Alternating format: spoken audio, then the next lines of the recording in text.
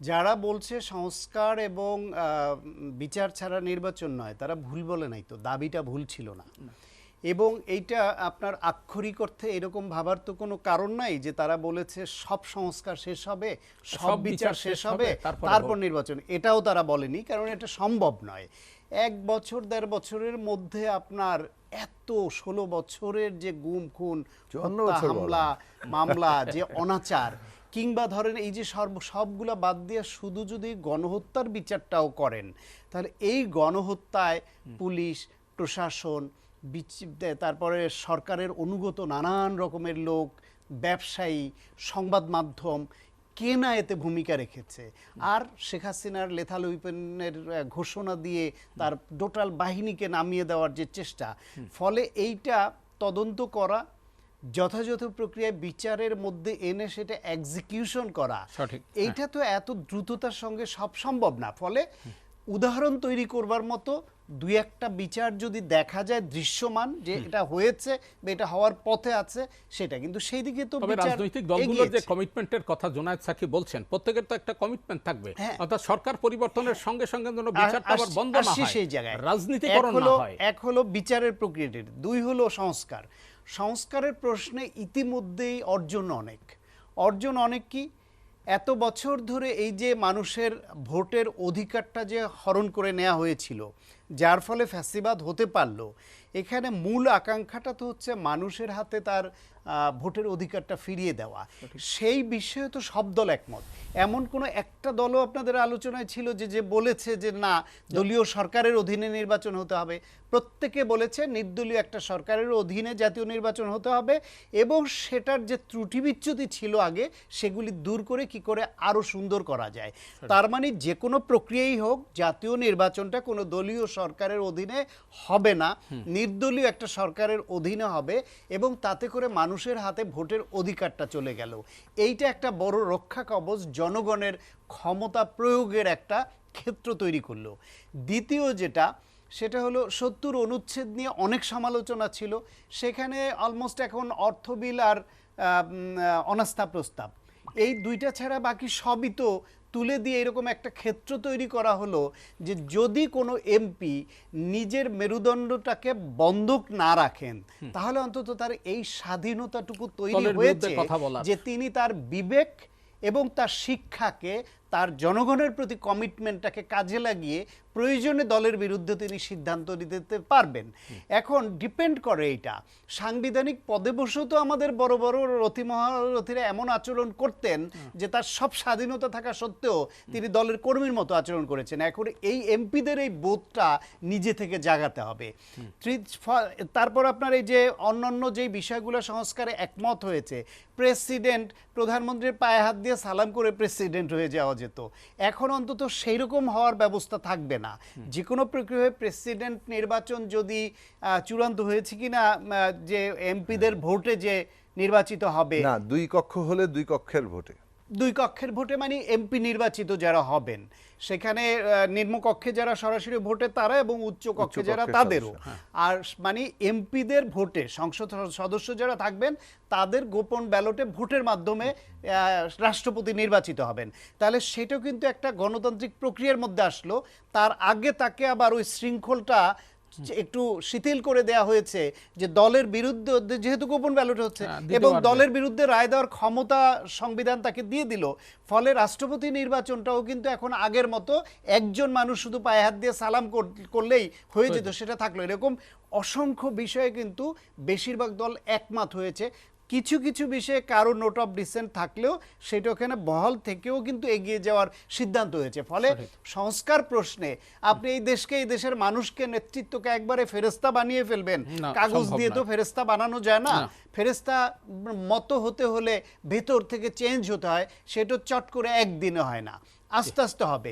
কিন্তু যে সংস্কারের যে ধারাগুলো আলোচনা এসছে, যে আকাঙ্ক্ষাটা জাগানো গেছে, মানুষের মধ্যে যে আলোচনাটা ছড়িয়ে দেয়া গেছে, এটা এখানেই থেমে থাকবে এটা ভাববার কোনো কারণ নাই। কারণ এদেশের মানুষ এখন অনেক সচেতন হয়েছে, তারা প্রতিবাদ করতে শিখে গেছে।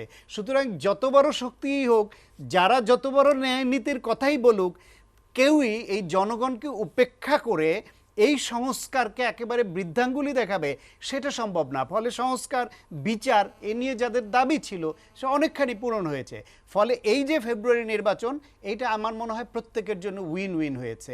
জামায়াত ইসলাম অলরেডি কালকে জামাতের নায়েব আমির বলেছে যে তাদের আমিরের যে প্রস্তাব ছিল ফেব্রুয়ারিতে নির্বাচন, এই সরকার তাদের আমিরের প্রস্তাবকে, দাবিকে বাস্তবায়ন করছে ফেব্রুয়ারিতে নির্বাচন ঘোষণায়। তাহলে জামাতের জন্য উইন হয়েছে।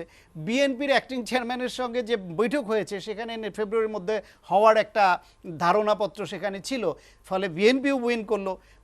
অন্য সমমনা যারা নির্বাচন চেয়েছিল যাতে ফেব্রুয়ারির পরে গেলে ঝড় বৃষ্টি এই বছর হবে কিনা অনিশ্চয়তা তৈরি হয়, তারা উইন করলো। এনসিপি বলছিল যে বিচার এবং সংস্কারে যথেষ্ট অগ্রগতি হলে যাবে, সেটা লন্ডন বৈঠকেও সেই শর্তটা জুড়ে দেওয়া ছিল এবং এর যথেষ্ট অগ্রগতি হয়েছে।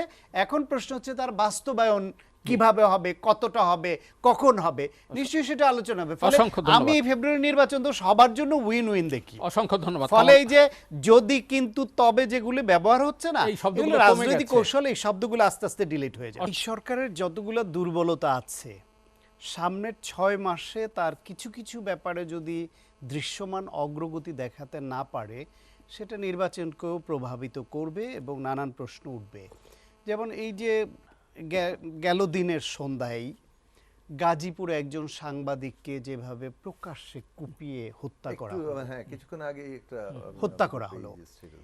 কিছুদিন আগে মিটফোর্ডে এক যুবককে যেভাবে প্রকাশ্যে পিটিয়ে হত্যা করা হলো, পাথর দিয়ে। খুলনায় যুবদলের এক সাবেক নেতাকে, বহিষ্কৃত নেতাকে যেভাবে কুপিয়ে রক কেটে হত্যা করা হলো, এরকম অসংখ্য হত্যাকাণ্ড হয়েছে। বিএনপির আভ্যন্তরীণ কোন্দলে কিছু খুনোখুনি হয়েছে, অন্যান্য দলেও এরকম টুকটাক হয়েছে। এখন যেই দলের ব্যানারে বা যেই লেভেলে যেখানেই হোক, এটা তো সন্ত্রাসী কর্মকাণ্ড। এখন এই সন্ত্রাসী কর্মকাণ্ড যারা করছে বা করেছে, তাদের প্রতি যে একটা থ্রেট দৃশ্যমান করা দরকার ছিল সরকারের, সেটি করতে পারেনি।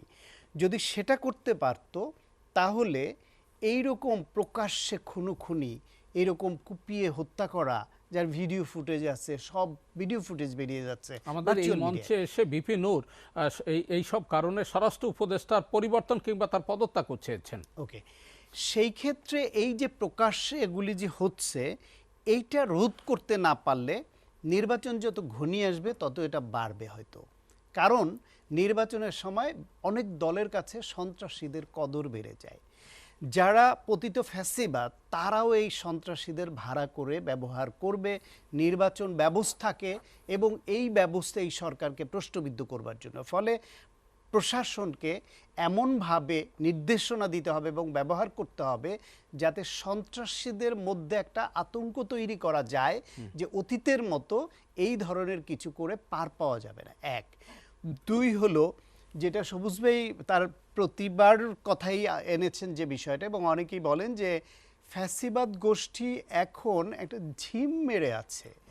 তারা ভেতরে ভেতরে কি প্ল্যান করছে, কোথায় কোথায় কি নাশকতা করবে, সেই সব গোয়েন্দা রিপোর্ট এই সরকারের পক্ষে এই মাঠ থেকে আনা এবং তা প্রতিরোধী ব্যবস্থা গ্রহণ সম্ভব নয়, সেটা গোপালগঞ্জে প্রমাণিত হয়েছে। আগাম কোনো বার্তা তারা দিতে পারে না। সেই ক্ষেত্রে নির্বাচনের সময় বিভিন্ন অঞ্চলে যেখানে ফ্যাসিবাদ গোষ্ঠী একটু শক্ত অবস্থান নিয়ে আছে, এখন তারা কোনো কিছু করছে না, কিন্তু কোনো একটা সময় গিয়ে নির্বাচনের আগে তারা যদি ঐক্যবদ্ধ হয়ে প্রতিপক্ষের উপরে হামলা করে বা এরকম পরিস্থিতি তৈরি করে, সেটা মোকাবেলা কি করে হবে? কিছু কিছু এলাকায় তো এখনও তাদের যথেষ্ট শক্ত ঘাঁটি আছে। সেই সব ক্ষেত্রে যদি নির্বাচনের আগেই বিভিন্ন ফ্যাসিবাদ বিরোধী যে রাজনৈতিক শক্তিগুলি আছে, তারা নিজেদের মধ্যে প্রতিদ্বন্দ্বিতা করবে, প্রতিযোগিতা করবে, রাজনৈতিক বক্তব্যে একে অপরকে ঘায়েল করবে, এটা রাজনৈতিক কালচারের দেশে, সেটা করুক। ভোটের বাজারে বেশি ভোট প্রাপ্তির জন্য একে অপরের সঙ্গে নানা রকমের দ্বন্দ্বে লিপ্ত হয়, সেটাও হোক। কিন্তু এমন একটা রাজনৈতিক দলের সমন্বয়ে যদি কমিটি গঠন করা সম্ভব তৃণমূল পর্যায় পর্যন্ত, প্রশাসনকে সহযোগিতা করবার জন্য তাদের সঙ্গে নিয়ে, যেখানেই ফ্যাসিবাদ মাথাচাড়া দিতে চাইবে, সেখানে সমস্ত রাজনৈতিক শক্তি এবং প্রশাসন এক হয়ে তাদেরকে প্রতিহত করবে। সেখানে যেন এমন পরিস্থিতি তৈরি না হয় যে এই ফ্যাসিবাদকে আবার এদের মধ্যে কোনো অংশ উস্কানি দেয়, কোনো অংশ ফুয়েল দেয় যে আচ্ছা এদেরকে পিটালে তো আমাদের ভালো। ওইখানে বিবেচনা করতে হবে ফ্যাসিবাদ বিরোধী যে শক্তি, গণঅভ্যুত্থানের পক্ষের যে শক্তি, তাদের সবার স্বার্থ যেন ওই জায়গা অন্তত এক থাকে যে ফ্যাসিবাদকে জায়গা দেওয়া যাবে না। আরও কিছু বড় ইস্যু আছে, ধরেন এরা এখন থেকেই যদি হাতে না নেয়, এআই সাহেবের যে অপব্যবহার, এটা কিন্তু সাংঘাতিক একটা ডিজাস্টার করতে পারে। এআই দিয়ে এখন এমন সব ভিডিও, এমন সব জিনিসপত্র তৈরি করছে যে অ্যাট এ গ্লেন্স দেখলে খুব শিক্ষিতর পক্ষেই বোঝা সম্ভব হয়ে ওঠে না যে এটা বানানো না সত্য, এটা কি বানিয়েছে এমনি এমনি। এখন ধরেন সাকিব একজন সজ্জন নেতা, তিনি নির্বাচন করছেন, তার প্রতিপক্ষ আগের রাতে এমন বাজে ভিডিও একটা বানালো, মোবাইলে ভোটের লাইনে গিয়ে তাদের লোকরা দেখাবে এ কারে ভোট দেবেন, এত ভালো ভালো কথা বলে, দেখেন কি করছে। আপনি সেটার কাউন্টার দেওয়ার সময়ও পাবেন না। তাহলে বুদ্ধিটা দিয়ে দিলেন মনে হচ্ছে। না না না না, এটা সবাই জানে, এটা বুদ্ধি দেওয়ার ব্যবস্থাটাও হয়তো করে দিলেন, বুদ্ধি দেওয়ার প্রশ্ন, এটা সবাই জানে। সেই ক্ষেত্রে তাদেরকে এখন থেকে ভাবতে হবে যে এইরকম ঘটনা যদি কোথাও ঘটায়, নির্বাচনের পরে হলো কাদের হয়ে ঘটিয়েছে বা সেটার তদন্ত সাপেক্ষে তার নির্বাচন এই ক্যান্ডিডেটশিপ ক্যান্সেলের দিকে যেতে হবে। যে কোনো উপায় হবে এআই এর অপব্যবহার, ভার্চুয়াল মিডিয়ার অপব্যবহার, বিভিন্ন গোষ্ঠী হয়ে যে ভার্চুয়াল মিডিয়া হাইপ তোলে সেগুলোর অপব্যবহার, এবং স্থানীয়ভাবে যে টাকার ছড়াছড়ি আগে যেটা ছিল, এরকম অনেক চ্যালেঞ্জ সামনে আছে।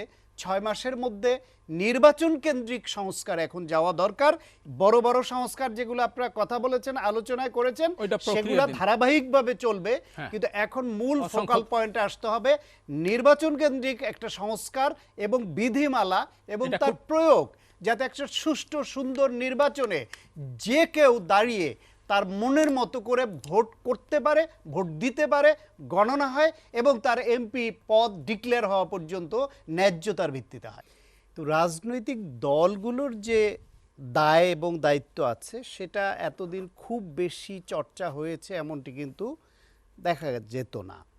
যেহেতু আমরা একটা পরিবর্তিত রাজনীতি চাই, একটা সুন্দর নির্বাচন চাই, একটা ভবিষ্যৎ নতুন বাংলাদেশের আকাঙ্ক্ষা করি, তার রিফ্লেকশন যদি রাজনৈতিক দলগুলো তার আচরণে এই নির্বাচনের সময় প্রকাশ করে, ক্যান্ডিডেট সিলেকশন থেকে শুরু করে দলীয় আচরণ, নেতাকর্মীদের আচরণ, ভোটারদের কাছে অ্যাপ্রোচ এবং প্রতিপক্ষের প্রতি তাদের যে আচরণ, সেইখানে রাজনৈতিক দলগুলো যদি একটু সভ্য হয়েছি আমরা এই পরিচয়টা দিতে পারে, একটু সহনশীলতার পরিচয় দেয় এবং আইনের প্রতি শ্রদ্ধা দেখায়, তাহলে সেটা কিন্তু নতুন বাংলাদেশের যে আকাঙ্ক্ষা সেটার একটা ইন্ডিকেটর হয়ে উঠতে পারে। ফলে শুধুই সরকারের উপর সব দায় না দিয়ে রাজনৈতিক দলগুলোর আভ্যন্তরীণ গণতন্ত্র চর্চা, ক্যান্ডিডেট সিলেকশন, ফান্ডিং, অর্থের ব্যবহার, অন্যান্য যে অপচেষ্টা রোধ করা, সেখানে তারা সতর্ক হলেও কিন্তু অনেকখানি এটা কমে আসবে। এখন শুধুমাত্র আমরা অন্যায় করব, পুলিশ কেন ফিরায় না বা পুলিশকেই ফেরাতে হবে, এই নীতিতে যেন আমরা সবাই বসে না থাকি।